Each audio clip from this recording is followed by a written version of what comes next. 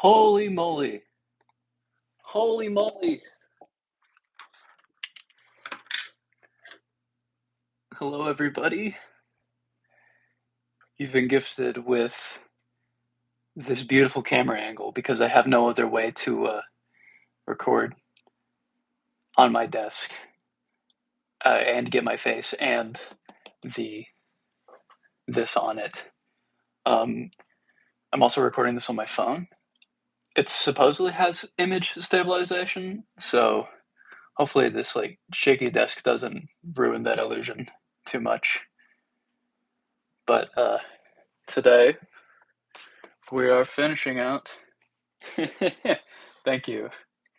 It does look good. Today we are finishing out my latest sketchbook. It's been a long time coming. And by a long time coming, I mean like since October 27th is the earliest date that I have in this thing. So normally with my sketchbooks, I like to do a self-portrait at the end of it. And that's what I'm going to be doing tonight. I'm going to be doing a self-portrait of myself on this little final page here, which is incredibly dirty now that I'm looking at it. I don't know how because I don't really I just did this earlier today, so that's not smudging from that. I don't know what that's from. Um, but before I get started on that, I just want to show off this nifty little art book that I got for Christmas. Hello. Hello, Jake. I mean, Zev edits. Hello. Oh, wait.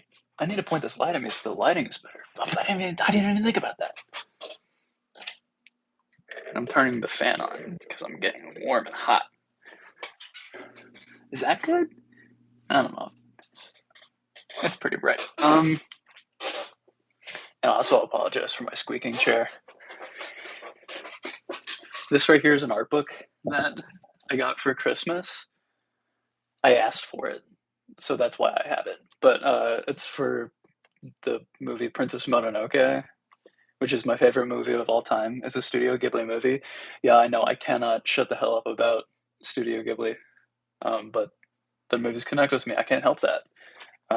But this book is seriously so incredibly dope. It opens up with a little poem. It also has, I'm assuming these are lyrics to the songs in the film. Now I know that there's like spoken word music in the film, but I never really like listened to it. And my favorite movie of all time, and I can't even give it the respect it deserves. I know, but it opens up with that. But then you start getting into like concept art, which is really cool. Lots of just like pencils and watercolor, but even though it's like super rough, it's so incredibly effective. And then there's some like more concept art and backgrounds.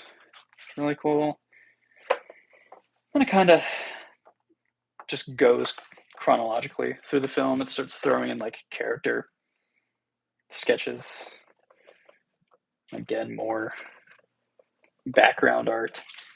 And then we reach a certain point, I believe it starts getting into actual stills from the film. Like this right here. Super cool, and I guess it like compares it with some of the concept art. I love it. I love it. And I love this film. I love its appreciation of nature, but also its like its fear of nature. It's very compelling. It communicates this idea of the sublime that I feel like we miss in a lot of Western art. Not that Western art is bad or that Eastern art is better, but I think Miyazaki appreciates something different, and I appreciate that.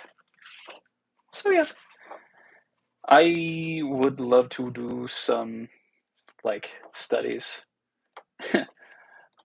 from this book just because I feel like this film has a wealth of knowledge, and just to be able to have all of the rough like concept and like pre-coloring frames,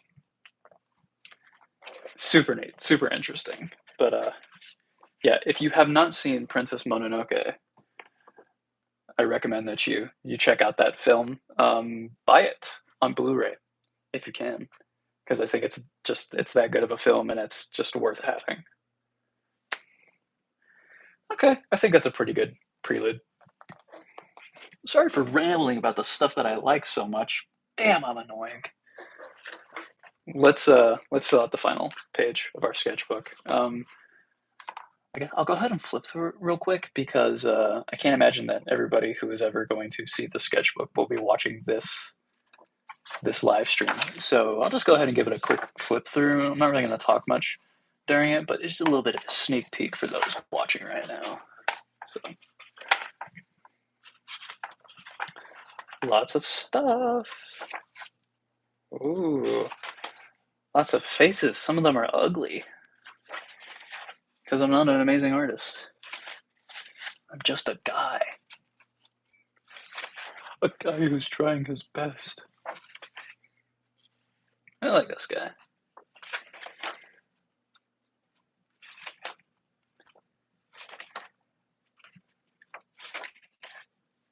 Pretty neat stuff. This is watercolor. That's also watercolor. That's me. Wow. Whoa. Vagabond? Manga? More hands? Nature. Scary because it got onto the other page. That's what's really scary about it. Oh, One Piece? The One Piece is real.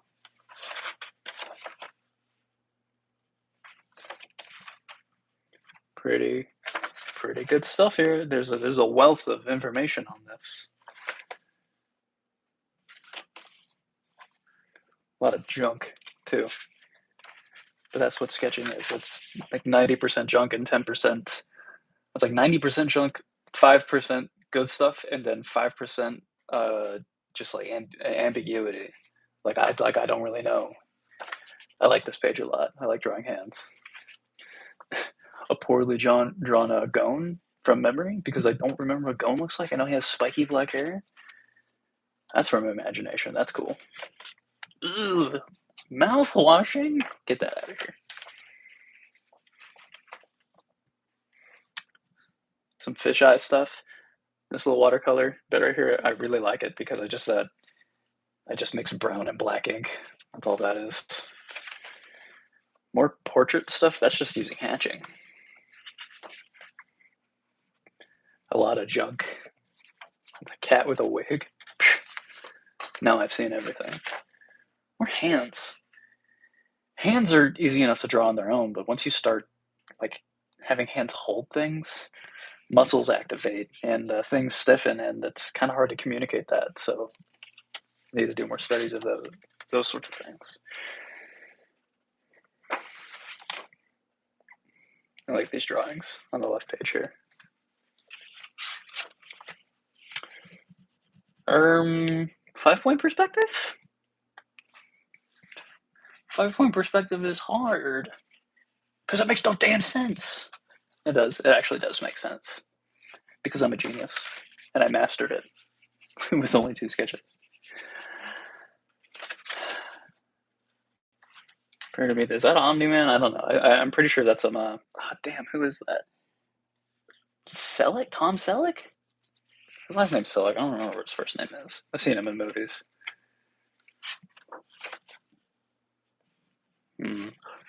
Shadow of the Colossus, my favorite game of all time. Tied with The Last Guardian. Again, more Shadow of the Colossus. These are just like rough preliminary sketches that I did for a portrait thing that I did for my brother. I had to like sort of like relearn how to do a Loomis head, which was good and beneficial because that's good information.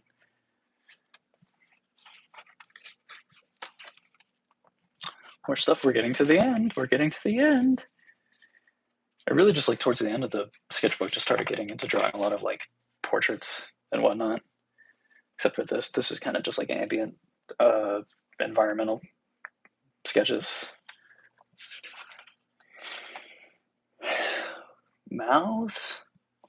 Why would you want to draw a mouth? It's nasty. Don't know what that is. This is from the past couple of days. I think I think we're gonna try and like hone in on this sort of style for the final sketch in this sketchbook. So sort of doing a colored pencil outline underneath and going over it with a fude nib. These are the final 2 pages right here. Look at that! I'm drawing boxes like I'm Kim Jong-gi. I'm him. I'm that guy. And that leaves us with our final page. Oh wow! I'm so excited, and I'm so ready. Let me pop up this right here.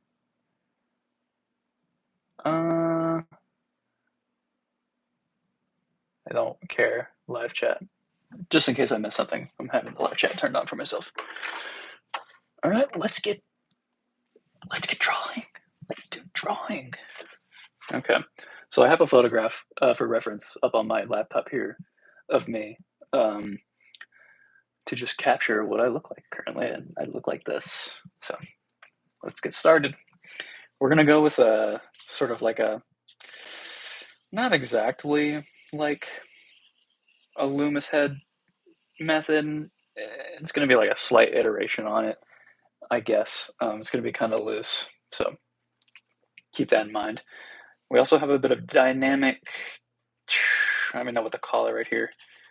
We have some stretching of the skin with this portrait. So it's gonna look a little weird starting off, but I hope it comes together in the end. I don't really need to draw any ellipses there because my face is kind of on a horizon there. So this line right here, I don't know if you can see it. This line right here is going to be my brow line.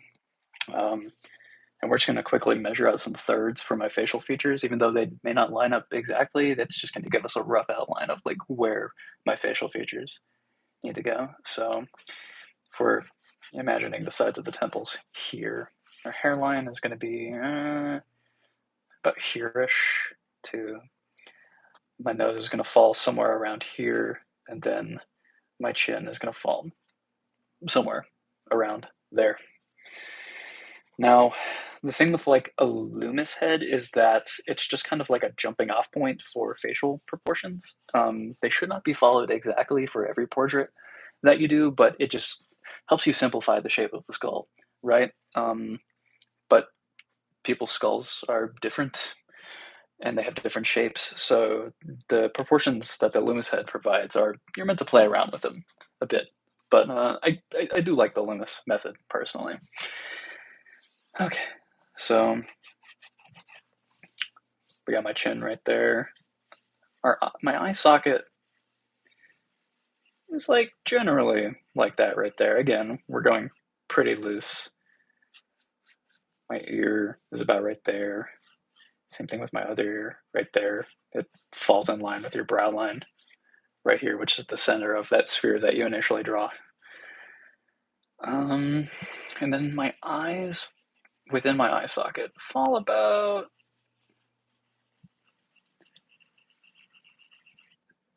there-ish. I could measure them out, but you know, we're trying to capture a feeling. Hello, Justin. We're doing a final portrait for my sketchbook here, so you just tuned in. I'm doing the underlying sketch right now.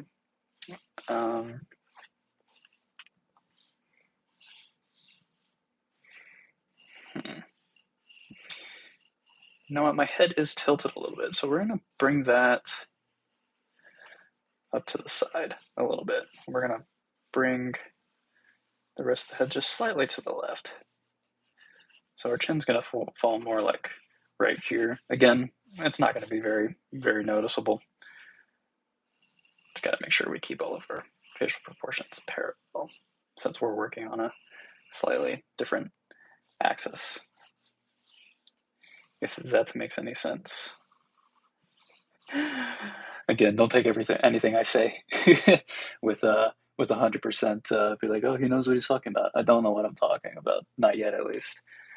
My jaw is going, or I guess my mouth is gonna fall like somewhere right here, just below my nose, because my nose is about right here, but my nose and this right here is being pulled slightly to my left, which is the right, on this right here. So my nose is sort of doing a little bit of a little wink to the side, and you'll see why here in just a moment. So we got our general nose shape right there. We're gonna go pretty impressionistic with the nose here, meaning I'm not gonna like detail out every occlusion shadow and the nostrils and everything. We're kind of just we're gonna hint at it. So yeah, we got our nose right there. Let's go ahead and fill in the eyebrows.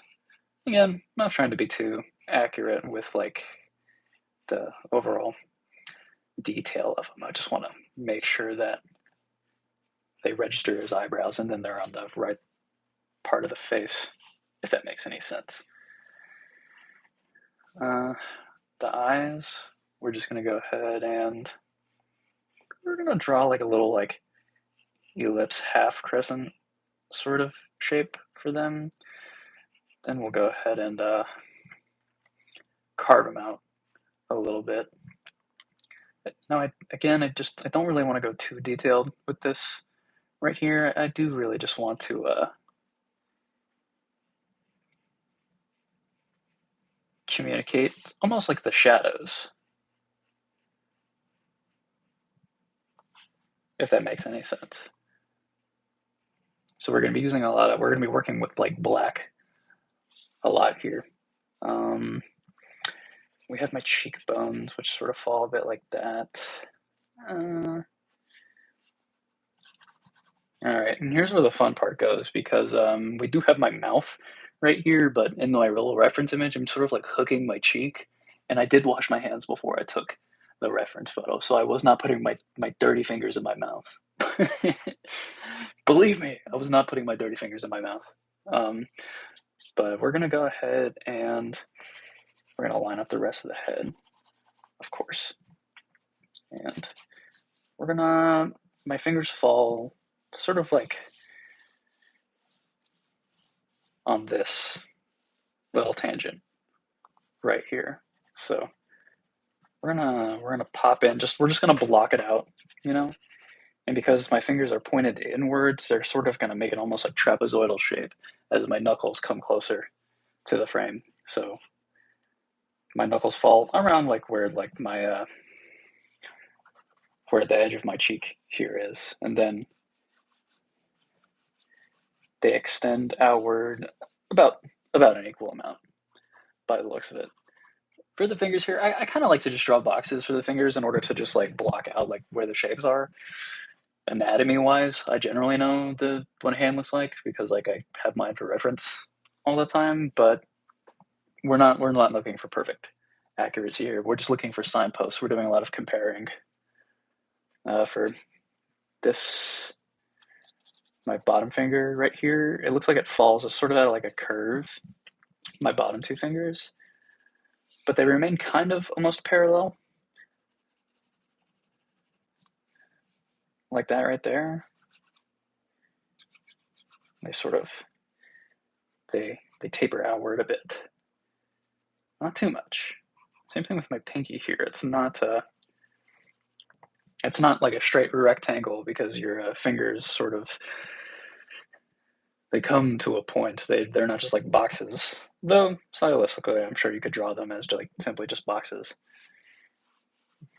But once we get to the knuckles that attach to our hands, they start to do a little bit of rounding. They're not completely in line. So we're gonna do that right there. And this is gonna sort of like extend off the page. Then I'm gonna do a little line right there, and then there's like the fat that sits underneath your pinky. That's what's going right here.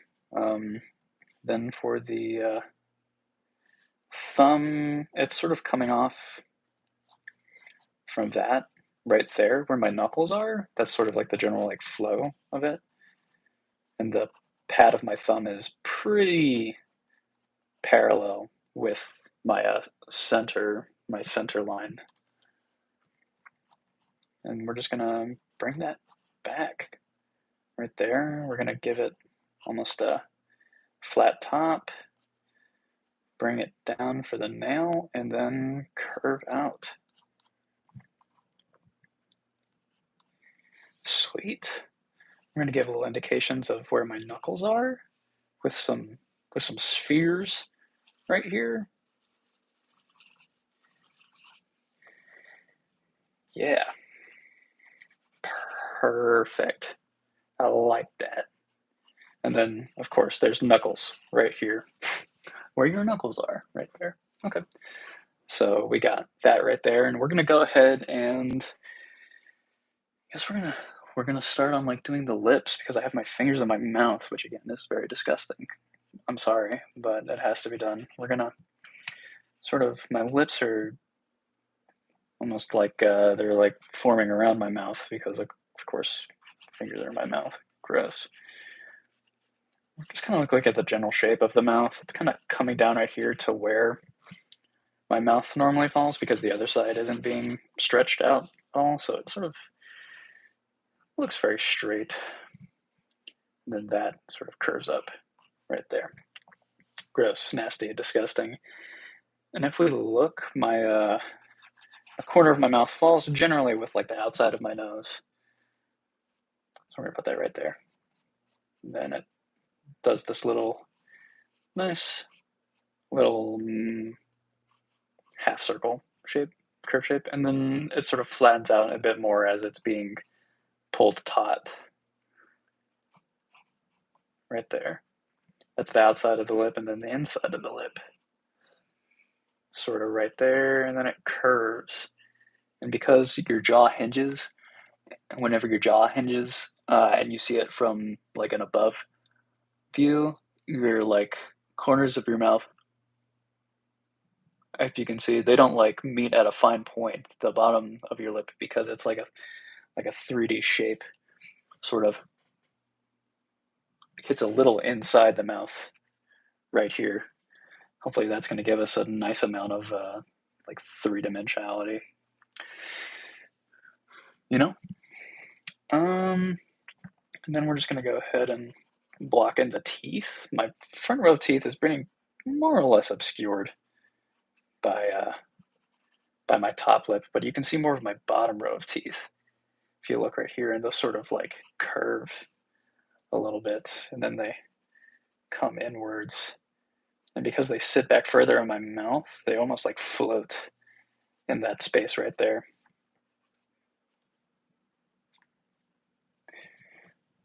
Looking good. Looking good. We'll go ahead and do my top lip right there. I'll bring the nose up just a little bit. Yeah, I like the way that looks. And because we got the edge of our fingers, my fingers, right here, my cheek is being pulled out, so it sort of does this little like rounding motion because that skin is being pulled out. Then we have the curve of our chin right here, and it sort of goes up, and it's pretty rounded until you get to sort of like this bit where my cheekbone is, where it sort of becomes convex for just a brief second. And then it comes back out. My hair right here sits a little bit above my my scalp because I've been growing my hair out a little bit. But on the sides it gets a bit shorter, so we're just going to bring that a bit closer. Cool. We're going to block in our ear here. sort of that ear shape, because my head is sort of like tilted a little bit. You don't see as much of this ear right here. God, I'm ugly. You ever look at yourself in the mirror and think, oh, I'm so ugly? That's okay. We were born like this. I was born like this. But we're gonna go ahead and my hair sort of like my hairline is like this like M shape. I guess isn't very flattering. I wish I had like a nice perfect hairline, but I don't. I'm not perfect. Okay. So I think I have like a pretty good like I don't know what to call it, like a good like basis right here. Again, I'm not claiming it's perfect, but for just like a little portrait at the end of like a sketchbook, I think it's gonna serve pretty good a pretty good purpose. We're gonna go ahead and just do my neck back right here, which is sort of coming out from like the corner of my mouth right here. We're gonna do the collar of my shirt, which sort of like intersects the bottom of my chin, so you don't really see it connect out all the way. We're gonna make it a bit thicker. We're gonna exaggerate the shape of that a little bit, and sort of like comes up here, and there's just like a big blob of darkness. So we're just gonna make that like a shadow whenever we go over our ink at the very end. But sort of like get my shirt right there, and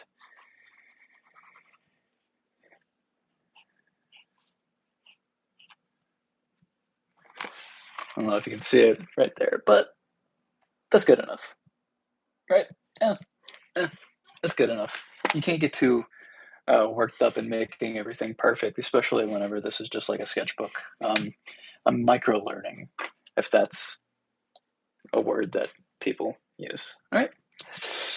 For doing the inking of this portrait right here, I'm going to be using my Sailor.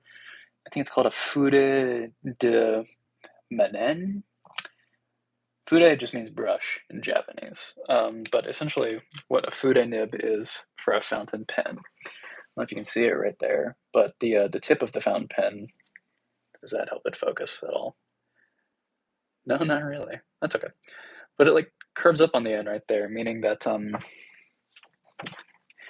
you can get really fine lines if you hold it completely perpendicular to the page, but if you hold it at like a 45-degree angle, you get some nice, thick, juicy lines. So you can have a lot of varying line weight with your inking, which is pretty important for communicating not only three-dimensionality but also like uh like shadows and weight and stuff like that. It can help give a 3D effect. I'm by no means a master on creating these effects, but I'm wanting to get better at it. And I have used actual brush pens before, and I like brush pens. I have some. I don't really have. I guess I do have them on me right here. I have these. This Tombow, the Tombow brand makes brush pens. They have a soft and hard tipped for different levels of flexibility, different levels of line width. And I like these quite a bit, and the ink is waterproof. The ink that I have in this pen right here currently is not waterproof, and that's going to change soon because I ordered a converter for it. So I'll be able to use my currently ripping the De Atramentis document archival ink. I love this ink, and I use it in my Lamy Safari. Perfect ink if you want to go over with a wet medium afterwards and not have your ink smudge all over the damn place, because that's so annoying. Not that this ink smudges all that badly, but it could be better, right?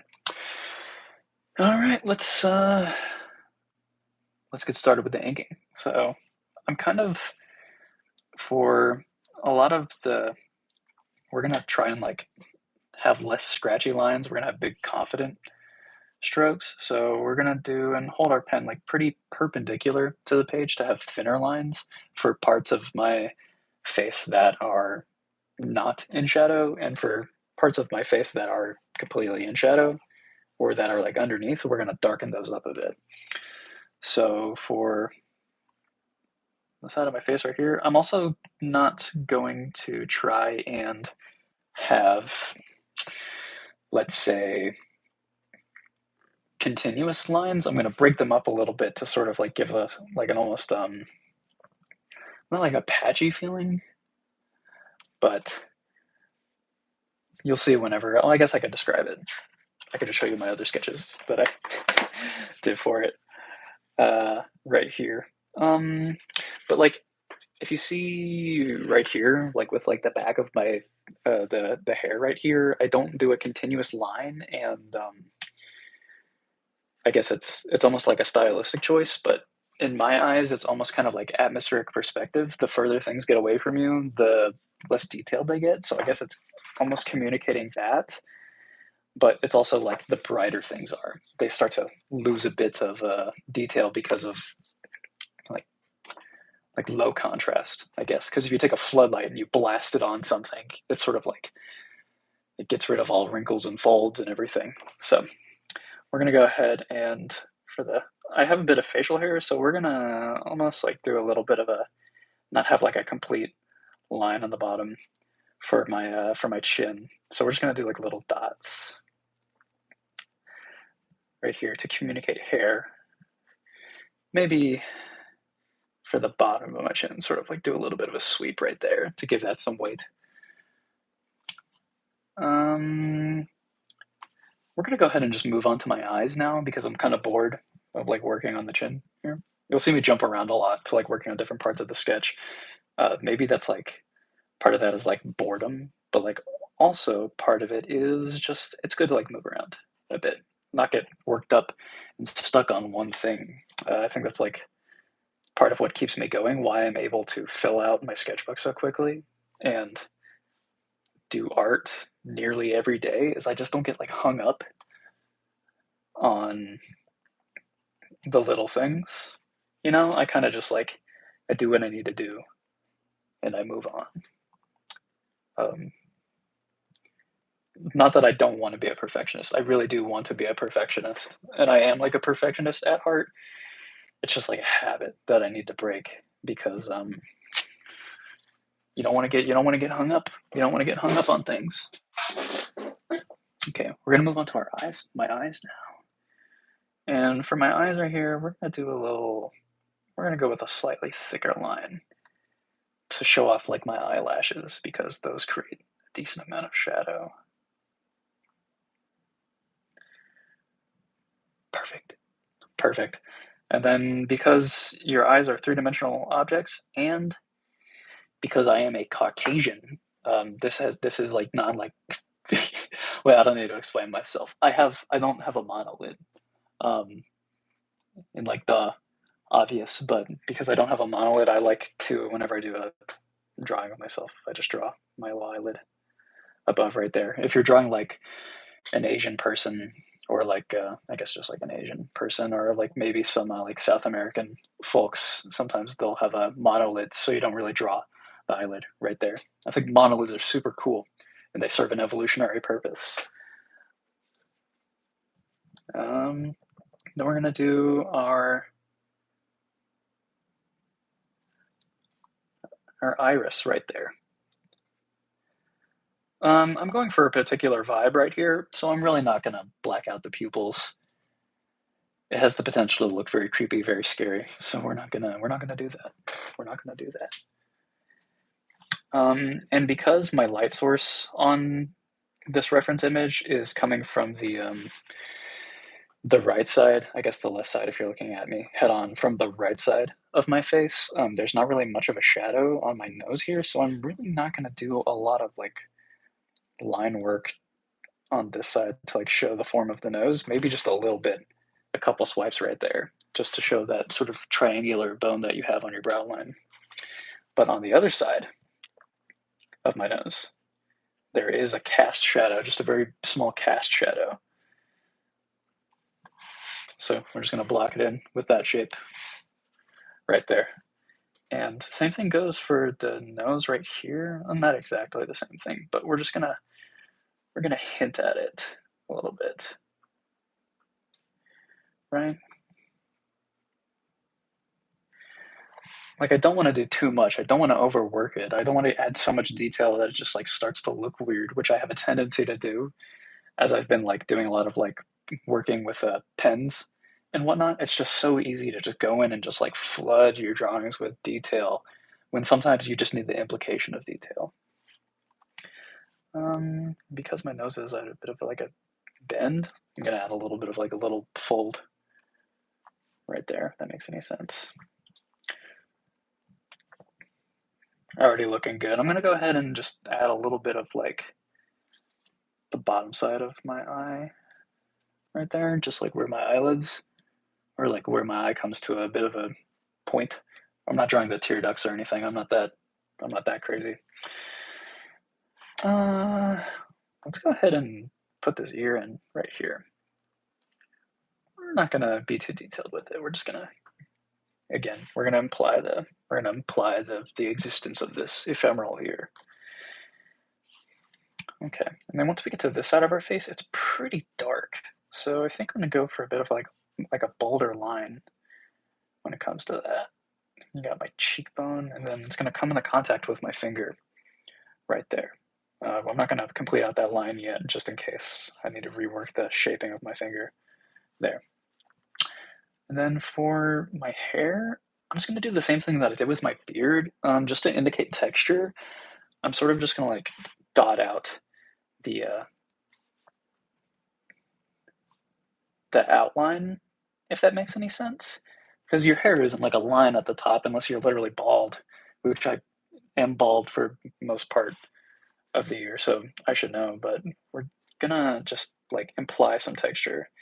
And then once we get closer, even though my hair is a bit darker, we're gonna like thin out the lines a little bit once we get to the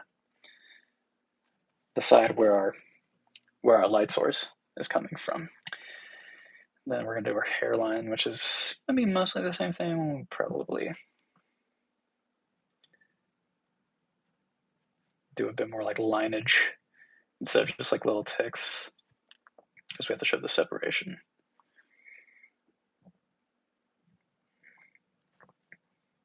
And then because like my forehead right here, my big ass forehead comes into contact with my hair right there, I'm just gonna give it a little bit of a darker line. That's my hair. I'm not gonna like darken it up. I could like add like a little bit of a texture, you know, just to show that this is the side that's in the shadow. But other than that, don't really need to, I think, do a lot of like texture work right there. Okay. I think it would be beneficial to do just like my top lip right here and then immediately move on to working with the hands, sort of flowing into that right there because my lip intersects my fingers right here. So we're just gonna go in. I don't want to block that. I'm just gonna go in right here, and it almost like yeah, it goes around my finger right there. That's the we're not drawing the entire lip. We're just doing like the shadow that's underneath it. You know, we're not gonna do it because it might just like look creepy. Because I've tried like drawing mouths in many different ways in the past, and it can have a tendency to look creepy if you just like do straight lines for like your lips and whatnot. So we're just gonna do the shadows. And then for our finger right here, do a little bit of a curve, and then for our second finger, we're gonna do a little bit of a lighter curve, I think, because it's catching more light. Then yeah, I'm gonna sort of move in right there. Perfect. We have like a bit of a knuckle right there from where my finger is bending. And I'm not gonna do a straight line for like the intersection of the two fingers. I'm sort of gonna break up that shape a little bit until we get to our knuckle right here. Then we're gonna, for this finger here, do a little bit of like a curve. You dig? I kind of messed up this finger right here, but we're gonna make it work. We're gonna show for this knuckle right here just a little bit of like roundedness, I think. just to communicate that like there is in fact a knuckle there, and we'll go ahead and add some lines. Same with this right there. Then it's sort of like once it gets to this part of the hand right here, it almost like bends in and sort of comes out a little bit more. We're going to move on to this finger right here. We're just sort of blocking out the shapes there. On the bottom, we're doing darker lines than we are on the top, but this is a special occasion right here because there's an occlusion shadow from the finger above. An occlusion shadow is when two forms get really close to each other, light bounces around between them and creates a darker shadow than if you were to just have like a cast shadow. Like if I were to like hold my pen right here, this cast shadow isn't going to be like, I guess you can't really see the cast shadow. I got that cast shadow right there is not as dark as if I just hold my pen really close to the table. There's going to be a darker shadow there. Cool. And then we're going to go ahead and do the pinky, which is markedly shorter than my ring finger. And it sort of like comes out a little more right there and sort of bends back in for when you get to the knuckle, which will indicate with that little line right there. And we'll... Perfect. And we'll just do, because there's a little bit of a pinch right there when you have your fingers bent. And then it's left the page. We don't have to worry about it anymore because it's not on the page. It's the equivalent of when you're drawing hands, just sticking that shit in your character's pockets. All artists know, all artists understand. Then the line from this finger right here, it almost comes back and it gets really close to the knuckle when it sort of like comes up right there, more so than the bottom finger right there.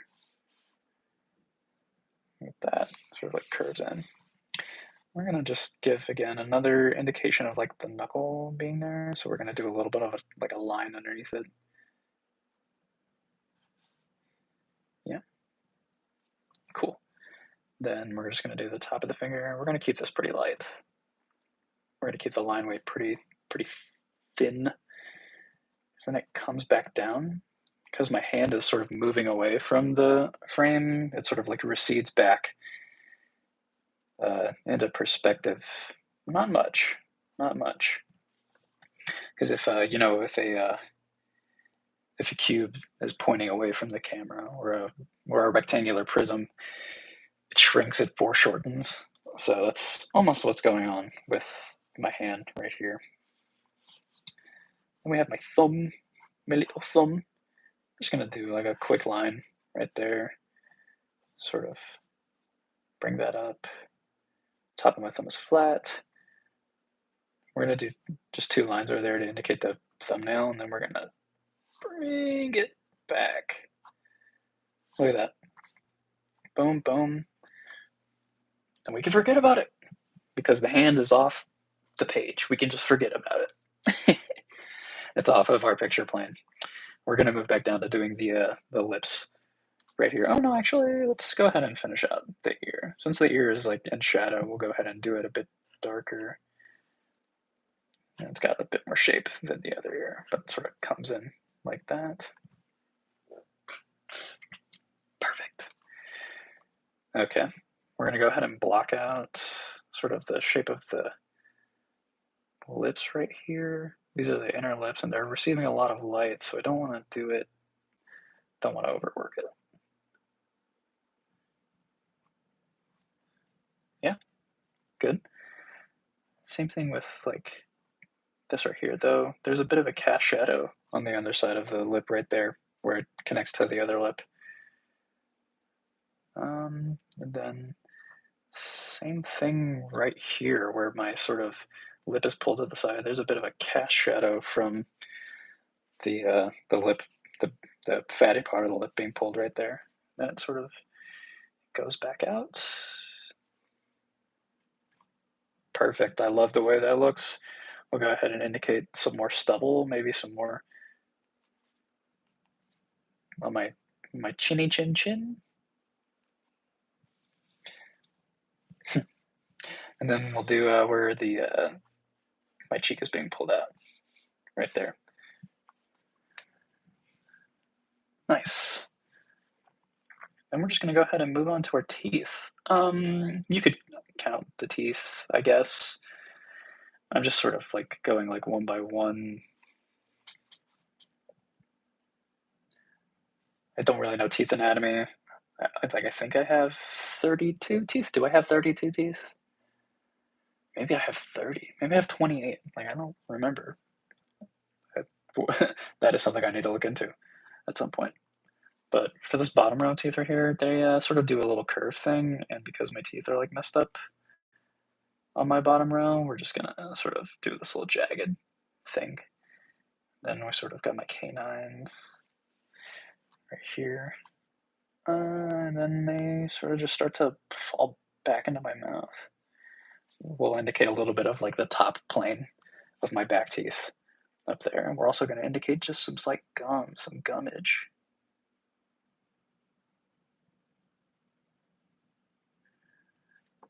By doing that right there. Perfect. And because I'm just like a nasty, grubby dude, we're gonna draw on some mustache hairs because I do got some of them. I got some of them because I'm a nasty freak. And there's also like a little bit of where I have like my fingers in my mouth and my sort of lip is being lifted up and it's doing a little bit of a pinch. My cheek and my upper lip are sort of like pinching right there, so we're just gonna show a little bit of that. That occlusion right there. It's looking pretty good. I think we're gonna go ahead and do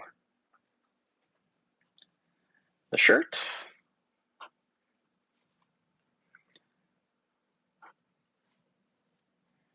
Right there. For this part of the shirt right here, because it's sort of like curving around, I'm not connecting these lines because I want to show that it's like sort of like wrapping around. I don't know if you can see right there, but if you sort of like bring those two lines together, it sort of like shows that the shirt has some thickness to it. Just a little thing that I like to do. And then for where the shirt sort of connects with the rest of or the collar connects with the rest of the shirt, I'm just gonna do some like lines right here.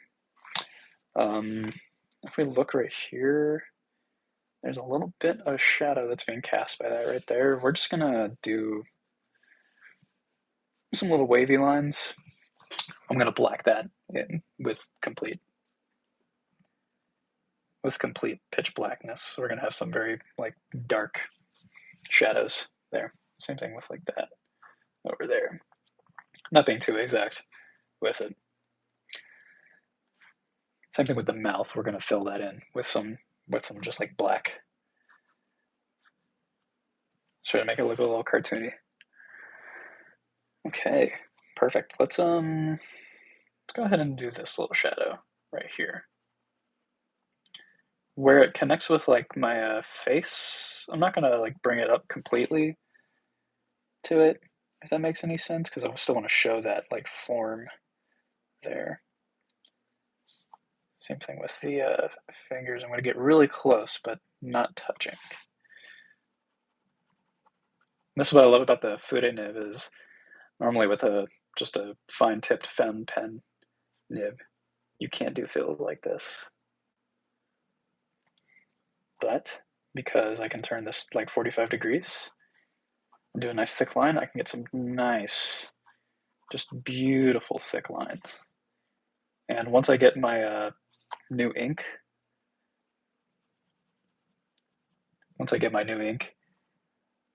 converter for this pen in the mail, and I can use my archival ink, those blacks are going to be even blacker.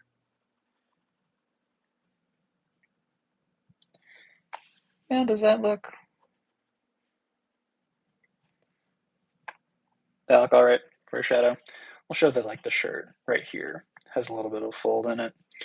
That right there. Don't have to be too crazy. go ahead and do a fill right there as well. Make sure to keep that nib like that. We don't need that right there, I don't think.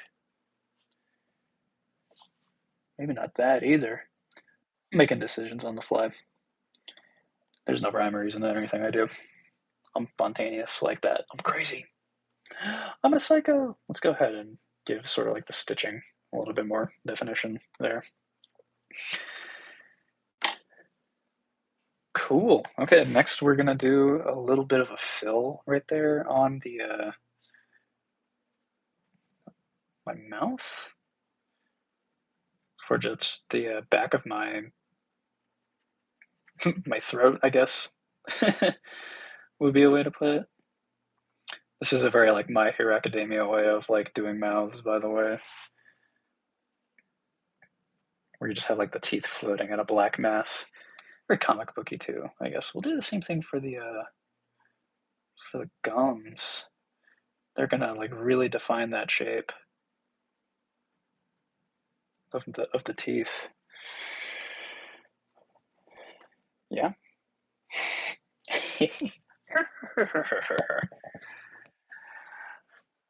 Okay. I'm liking the way this is looking. I'm liking the way this is looking. I'm gonna do a little bit of hatching right here. Just underneath my lip to show a little bit of texture. And just a little bit of line work on top just to show my top lip right there. I don't know. I think this is looking pretty much almost complete. I don't want the stream to be too much longer because I have a life. I have things that I do outside of my life. It's currently only 6:30 as well. Thank you, Ryan. You're even sexier. You're so sexy. Yeah, I'm feeling really good about this sketch right here. I'm gonna think of like a caption to put on top of it because I like to, whenever I draw people, just like put a little line coming from their mouths and have them say like something stupid or crazy or even like just downright offensive. You know, because I'm just like an offensive guy. I just don't give a damn what anyone thinks about me. That's a lie. That's a lie. I have a constant need for validation, which is why I'm doing YouTube. Okay, we are going to, I think, for my for the shirt here, I'm just gonna do like a watercolor marker, just a dark watercolor marker, so it's not all completely white. And we're gonna keep the sketch, the color pencil sketch behind it, because I think it looks cool. It gives a nice vibe.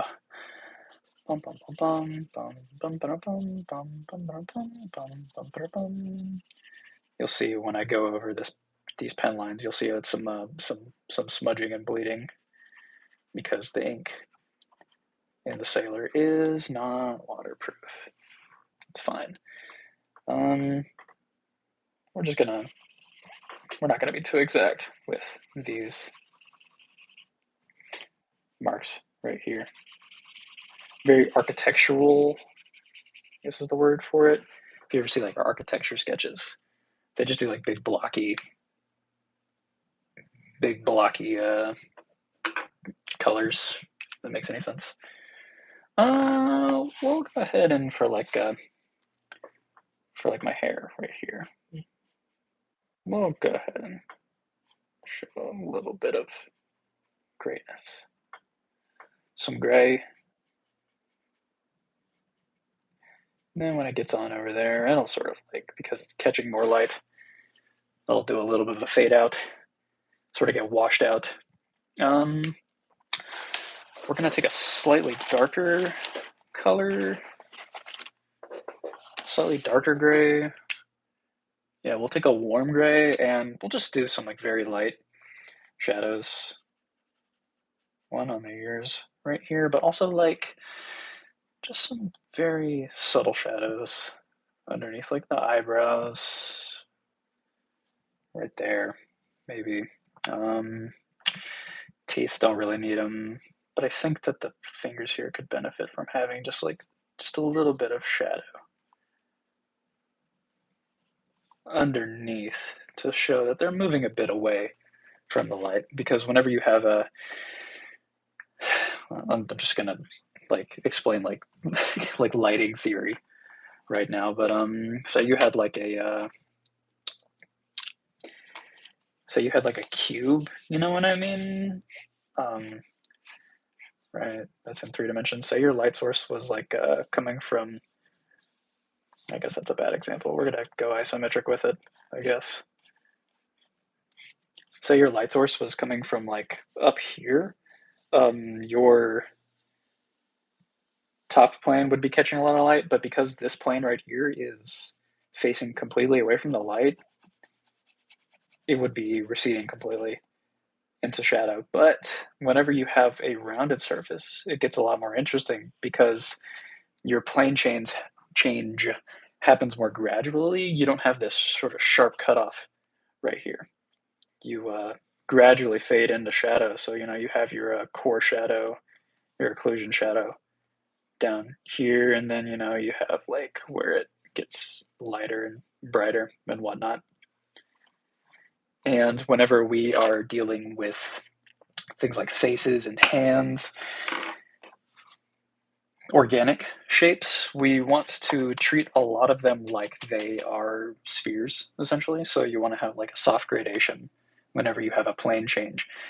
Except whenever you get into sort of like when you get to the face, you can sort of separate it into sinus front planes. Depending on where your light source is coming from, you can have a pretty harsh shadow, like right here, which I do in my reference photo right here. There's a pretty clear indication of a shadow right there because your skull sort of takes almost a 90-degree turn, not instantly, but almost instantly. Oh, I don't know why I put that away. We're gonna add a little bit of a shadow underneath the lip right here. I got it underneath the fingers. We're gonna do a little bit right there, underneath the hand. Doesn't really need it right there, but like with the lip, right? And then sort of like with the nose, because it's sort of like bending away a little bit. Then for the eyes, we're just gonna do very, very lightly.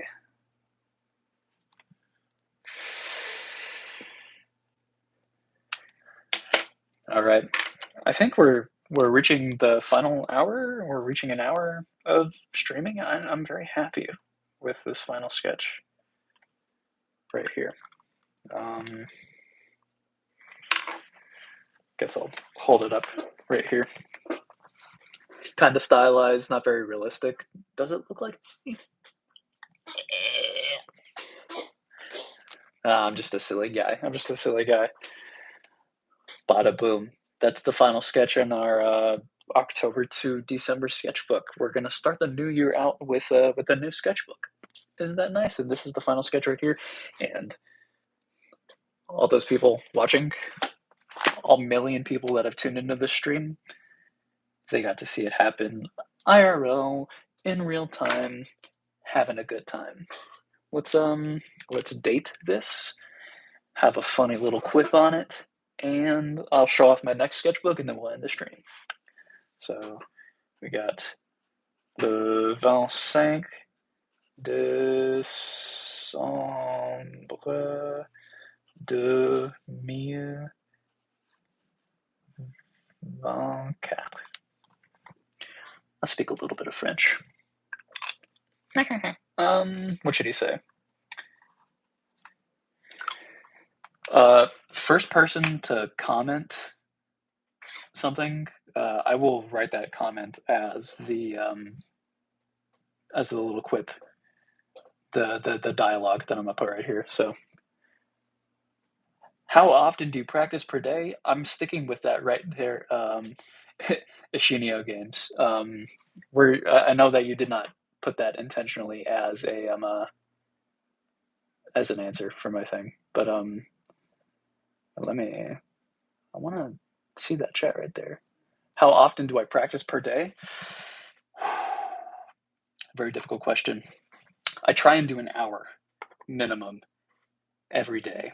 Um, that being said, I don't think that we should be uh, holding ourselves to such strict time limits. It's good to have that goal in mind, but if a day comes by and I'm like, I want to draw today, but I don't have the time or whatever, like 30 minutes, I think is good. Or even if it's just like a tiny, tiny sketch. Like there's some sketches in this book right here where it's just like a corner of a page, and I can rest easy that night knowing that even if I didn't like fill out an entire page, I still drew something.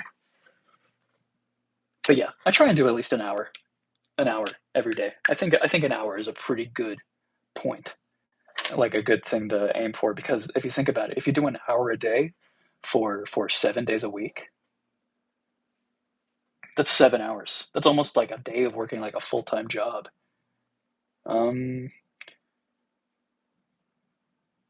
I need to pull up through here. That's really awesome, dude. Oh, I'm sorry, I did not see your previous chat right there, but because you were the first person to comment right there, we're gonna write that as the little quip on top right here. So you said, how often do you practice every day?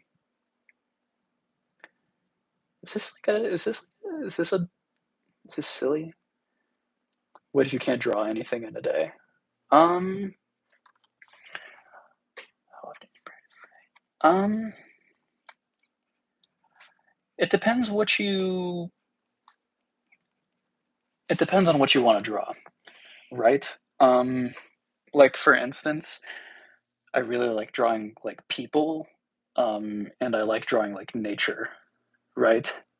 So sometimes if I'm like, I really don't know, or I really don't have a desire to draw anything, I just like default to one of those two things. And like I'll use like Pinterest, or I'll use photos that I take. Um, and sometimes it just gets like starting to do a thing in order to like motivate yourself. Because sometimes I'll be just like, oh, like I don't feel like drawing right now. But then I just open up my sketchbook because I bring it with me everywhere. And the second that I lay my pen down on that page, you start to like get into a flow, right? So I would just like make a list of like several things that you like drawing or that you want to draw. And whenever you sit down and you like get out that piece of paper, with the pencil or pen or whatever, and if you're like, I don't know exactly what I want to draw, just default to one of those things that you had written down. And then you'll find that once you do that, you'll start to get a little bit more motivated, and you'll be like, oh, like I kind of want to draw this next, and then this, and this. That's sort of how I've kept myself going. Like days where I'm like, I don't really know what to draw. I'll just like a quick sketch, and then I'm like, I like the way I drew like that eyeball, or I like the way I drew that tree, and then I'm like, I want to do more of that. So then I sort of like move on to the next thing. True, you feel the same. I'm glad you feel the same. I'm glad I could like strike a chord with you. I believe Elshino Games. I think that's an L, a lowercase L. So, but thank you for commenting. Like seriously, it's awesome to be able to talk with people. Thank you. I keep on forgetting the comment that you had right there. How often do you practice per day? uh, do you practice per day?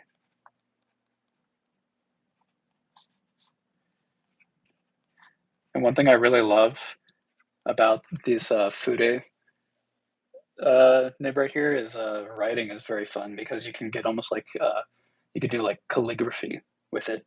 You know what I mean? Let me go ahead and credit you. Oh, welcome. Thank you. Thank you again. El Shino Games. We'll go ahead and we'll credit you for coming up with this right here. At El Shino.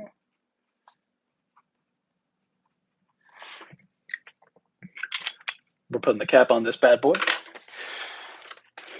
That's the final drawing for my sketchbook right here. If you enjoyed watching me draw this, or if you watch me go through the sketchbook right here, I do recommend that you check out the other sketchbook tours on my channel.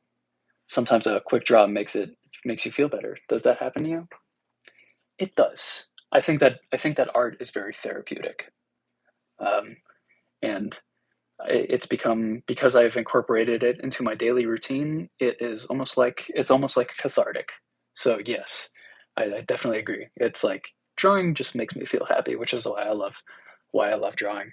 Also, no problem. But yeah, check out my other sketchbook tours on my channel. I'm going to be doing a sketchbook tour video for the sketchbook right here that's going to be dropping like over the weekend, I think, where I'll thank you, Amy. I appreciate it. Thank you for commenting. But yeah, my other sketchbooks I don't think are as good as this one because I did them in the past, and I'm constantly improving, not by leaps and bounds, but marginally. And that's how you should approach like learning any skill. Just accept that it's going to take a long time, and you're not instantly going to be good at it, but you take small steps and you'll get there eventually. What do I think about, wait, I'm sorry, I did not get to see that entire comment right there. What do I think about I'm not sure what that is. Basquiat? I'm not sure. What that is. If you could comment what that is, I can look it up after the stream, and then I could form an opinion about it. Yeah. We're gonna close the book on this right now, though. Boom. Boom. Set that off to the side. You can go back and watch the stream, I guess, if you want to see me look through this book right here. But a modern 90s artist. Wait, I have a computer right here in front of me. I can just look that up. Sorry, I'm just like stupid.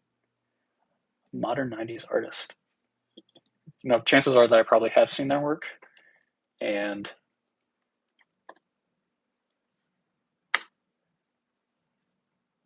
oh, dude. Are you talking about Jean-Michel Basquiat? I'm going to assume so. And if this is the person that you are talking about, then 100% I have seen this guy's art, and this is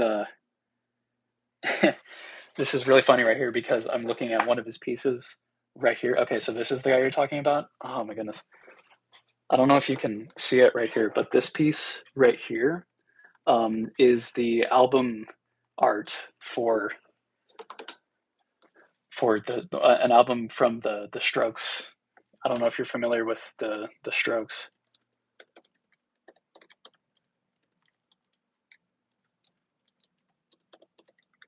But yeah, The New Abnormal. I don't know if you're familiar with that album, but I don't know. I have it just pulled up on Google Images right there, but that's literally the album art. So yes, in a weird roundabout way, I do know that artist, which that's very, very interesting. Thank you for putting me on that. I will look into more of his stuff now that I like have that like almost like connection right there. And I challenge you to go and listen to that album, The New Abnormal by The Strokes, because there's some bangers on there. The Adults Are Talking, very, very good song. In other news, this is going to be my next sketchbook right here. This is also a Moleskine. This is a Moleskine Just Art sketchbook. This is an A4 sized Moleskine watercolor sketchbook. And you will. Perfect. And if I go live again, or even if you just want to send me a private message or something, or comment on a video, feel free to. Feel free to, because I love sharing things that I love with other people. Yeah. So this is watercolor paper for this sketchbook. right here, I think it's 135 GSM, so it's a lot thicker than this sketchbook right here, but it's nice and thick. I've done watercolor in this sketchbook right here, and it's not terrible. It doesn't bleed through the page, but it's not made for watercolor or ink wash or anything like that. So I'm hoping that this sketchbook right here will allow for some more like wet mediums, specifically watercolor and like ink wash. I have this Higgins Black Magic ink that you can dilute to different amounts to get some like really neat values.